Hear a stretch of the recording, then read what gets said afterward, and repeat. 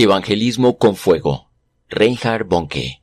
Encendiendo la pasión por los perdidos. Capítulo 10. Poder apasionado. El amor de Cristo nos constriñe. Segunda de Corintios 5:14. Leyes de amor. En los labios de Jesús la ley se convierte en amor. Dios escribió 10 mandamientos en una piedra y los entregó a Moisés en el monte Horeb. El primero y más importante es: amarás al Señor tu Dios. Y el segundo es semejante: amarás a tu prójimo como a ti mismo. Mateo 22, versículos 37 al 39. Desde un principio Israel malinterpretó a Dios. El monte Horeb se sacudió bajo el increíble peso del Todopoderoso. Fue un despliegue de poder, un poder apasionado. Éxodo 19, versículos 16 al 19. Los derechos del amor. ¿Quién era en realidad ese Dios cuyas palabras quedaban grabadas en las rocas? Él mismo explicó quién era y estableció su derecho a dar mandamientos. Su derecho estaba basado en su amor.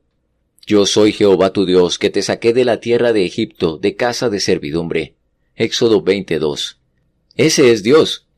Sus leyes son leyes de amor. El Dios que es un fuego que consume es también un Dios compasivo. Vino a liberar de la esclavitud a una multitud de esclavos desagradecidos. Estaba decidido a darles una nueva nacionalidad y un nuevo país. Esta tarea demandaría mucha de su inagotable paciencia. La imagen del amor. Me pregunto si cuando Dios hizo al hombre habrá compartido sus propósitos con los ángeles. Si así lo hizo, ¿se habrán preguntado los ángeles si Lucifer podría engañar a esas frágiles criaturas de carne y hueso que Dios había creado? ¿Se pondrían de acuerdo el diablo y sus hordas para destruir a esas criaturas? El Dios de todo conocimiento sabía lo que ocurriría. Sabía que el primer hombre que naciera iba a asesinar a su hermano, pero había un plan estratégico. Comenzaría con Eva y continuaría con todas las mujeres. Su instinto sería preprogramado. Dentro de su naturaleza implantaría un corazón de madre, la forma más pura de afecto sin esperar recompensa. Se filtraría a través de la familia y establecería normas protectoras. Así, el gran plan secreto de Dios comenzaría a desarrollarse lentamente y a operar a través de todo el andar e infortunio de Israel. Ese plan finalmente sería revelado en su Hijo. Porque de tal manera amó Dios al mundo que ha dado a su Hijo unigénito. Juan 3:16. La imagen de Dios en el hombre era la imagen del amor, y fue así hasta que las tormentas del pecado encresparon las aguas, y el reflejo se distorsionó.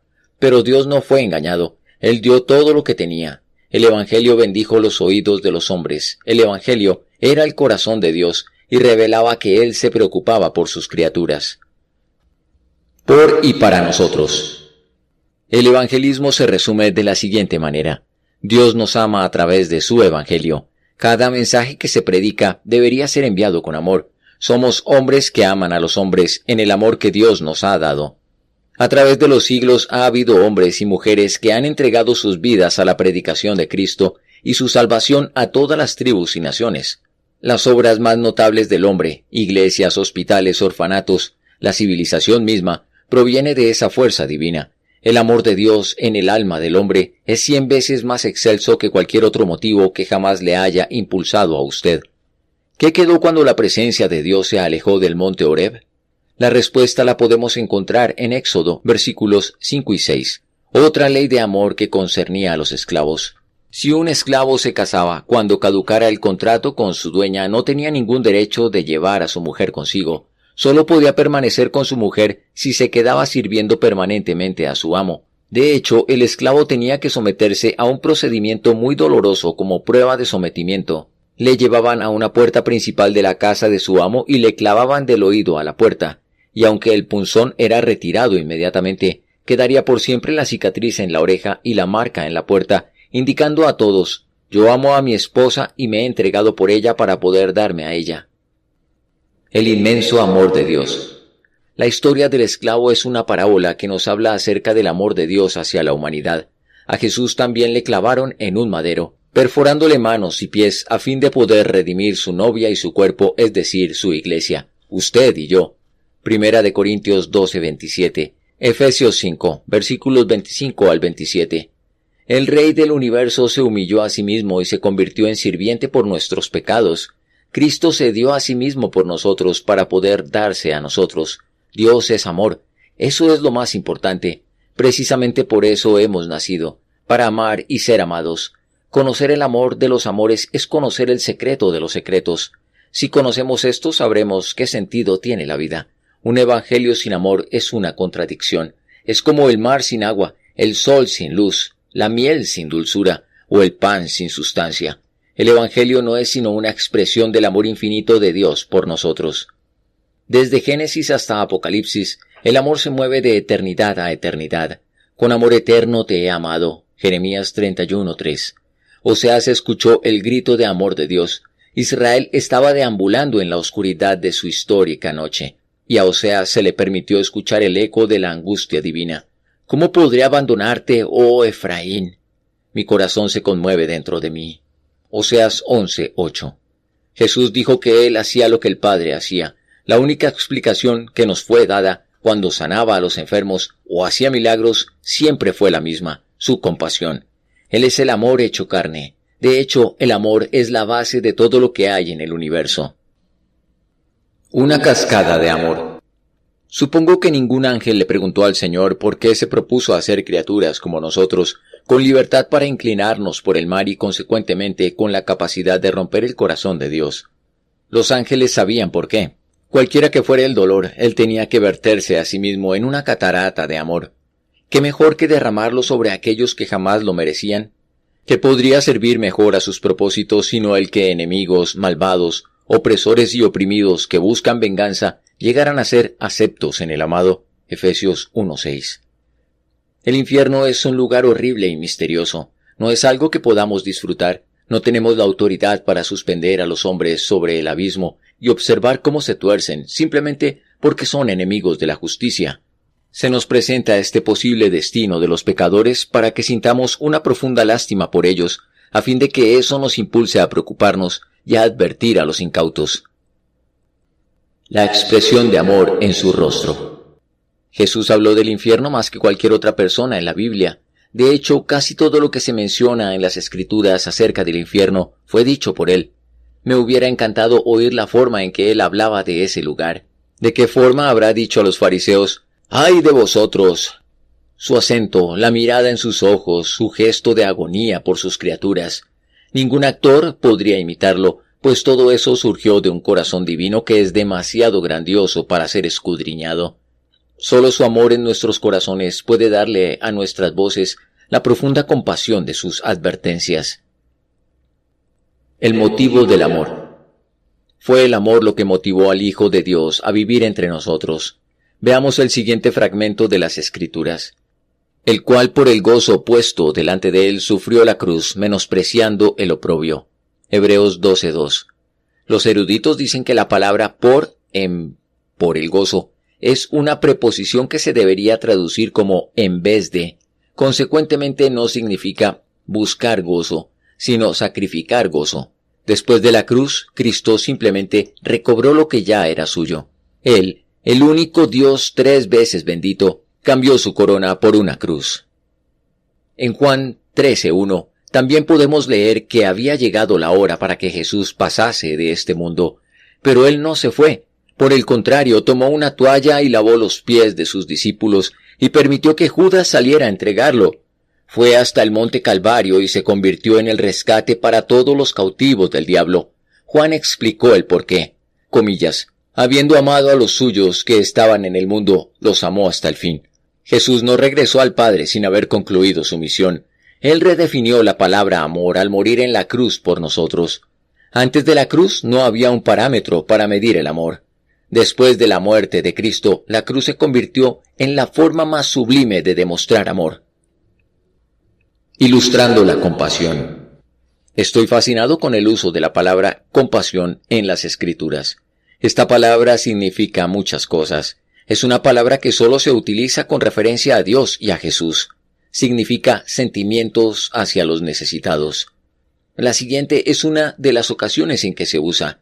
Había un padre que esperaba y esperaba observando el camino. Lucas 15, versículos 11 al 32. Uno de sus 2 hijos se había ido, dejando a su padre y a su hogar para gozar la vida en un país lejano. ¡Qué tonto! Ese padre era como Dios Padre.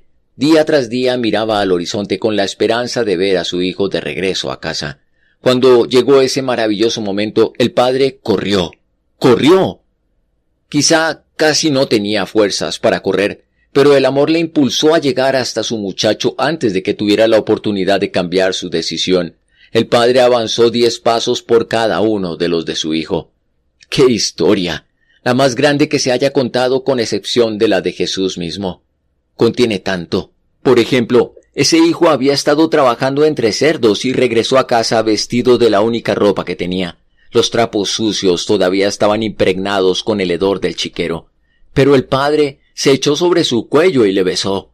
Besó a ese hediondo vagabundo. El afecto se sobrepuso al asco. El amor renueva relaciones. ¿Es sorprendente que el mayor de los 2 hijos repudiara a este sucio vagabundo? Le dijo a su padre con desprecio, tu hijo. La respuesta que recibió fue, tu hermano. El amor restaura todas las relaciones. Ese es el Evangelio. El hermano mayor acusó al menor de malgastar dinero en prostitutas. Esa fue una suposición. No había sido mencionado antes. Pero el padre no demandó saber si la acusación era verdadera o falsa. No preguntó cuáles eran los pecados. Solo vio la condición de su hijo. Allí había un hombre perdido y muerto que necesitaba ser amado para volver a la vida. Sin dudas tomaría tiempo, pero lo importante era que había vuelto. El hijo pródigo hizo todo lo que podía hacer, y ahora el padre podía perdonarlo.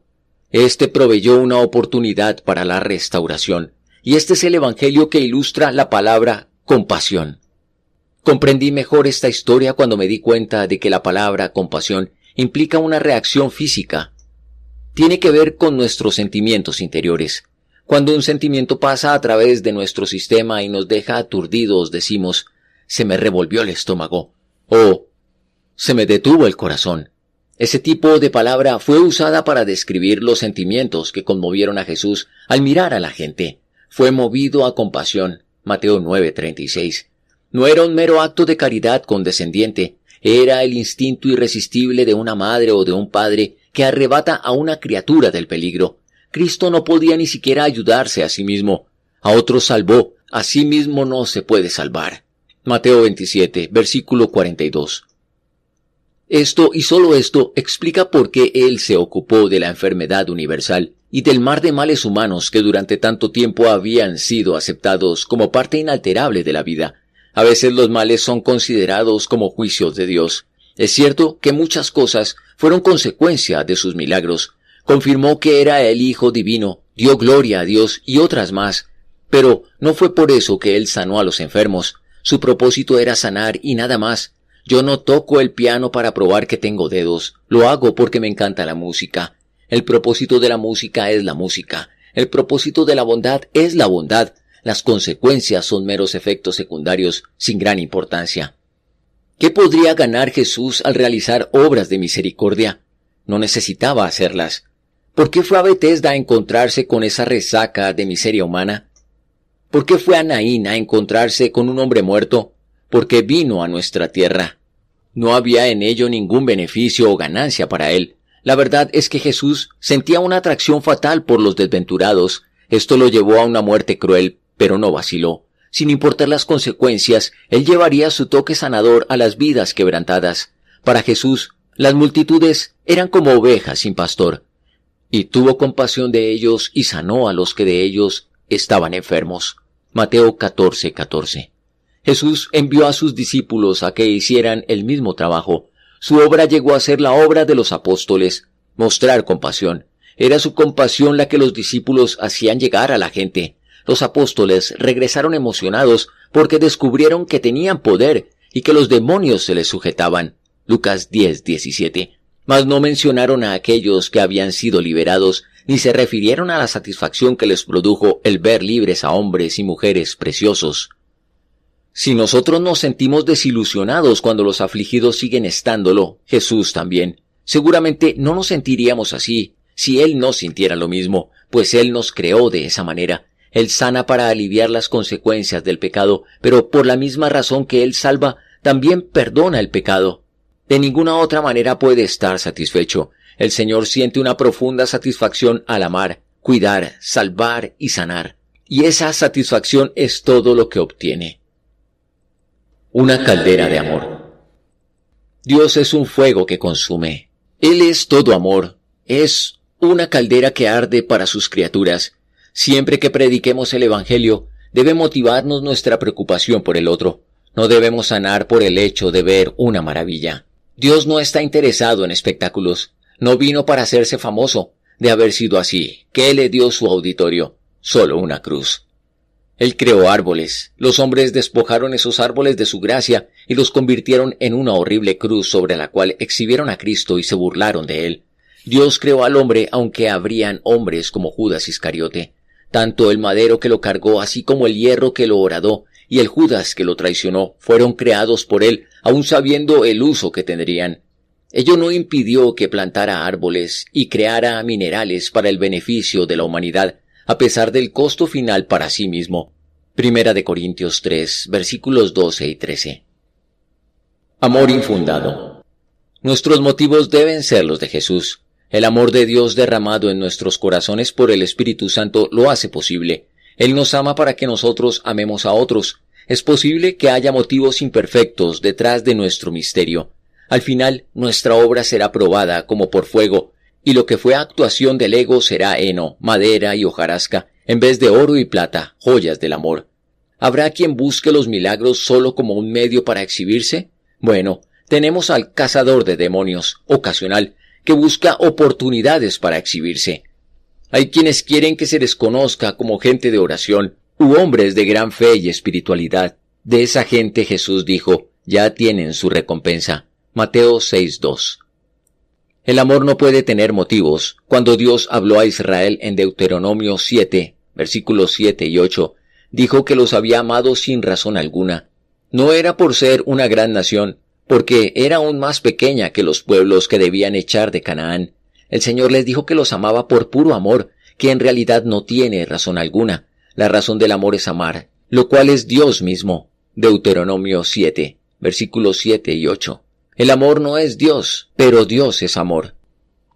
Jesús asombra. Sanó al hombre junto al estanque en Betesda y se fue sin decir quién era. ¿Qué ventaja le trajo ese milagro? Ni gloria ni fama, mas sí le trajo problemas y persecución. Juan 5. Jesús tomó a un hombre sordo y lo guió de la mano hacia las afueras del pueblo para que nadie lo viera, y allí le restauró el oído. Luego hizo lo mismo con un ciego. También restauró a otros y les dijo que no dijeran una palabra. Hay solo una explicación para todo lo que hizo. Amaba a las personas. Profunda compasión. Tener el ministerio de Cristo es posible, pero solo en la medida de su compasión. Finalmente quiero decirle de algo que me llamó la atención. Cuando Jesús estuvo en la tumba de Lázaro, ¿por qué lloró? Seguramente sabía que iba a realizar el milagro más grande al levantar a alguien de entre los muertos. Debería tener el rostro radiante. Sin embargo, leemos que se estremeció en su espíritu y se conmovió. Juan 11:33. Y en el versículo 35 dice, Jesús lloró. Luego los judíos dijeron, mirad cómo le amaba. Versículo 36. Jesús, profundamente conmovido otra vez, vino al sepulcro. Versículo 38. ¿Por qué? La respuesta es que Jesús vio en esta escena de dolor la agonía de un velorio. La muerte no solo afectó a su amigo Lázaro, no era por sus propias circunstancias que él mostró un sentimiento tan profundo. El compositor Charles Gabriel escribió, él no vertió lágrimas por su propio dolor, sino sudó sangre por el mío. En ese momento Jesús vio todos los funerales de la humanidad y vio al rey de los terrores persiguiendo a la humanidad con la muerte. Con esa profunda compasión penetró hasta lo profundo de la caverna de la muerte y la venció. Nosotros compartimos de este amor, este evangelio y esta iglesia. Este es el evangelio que el mundo espera.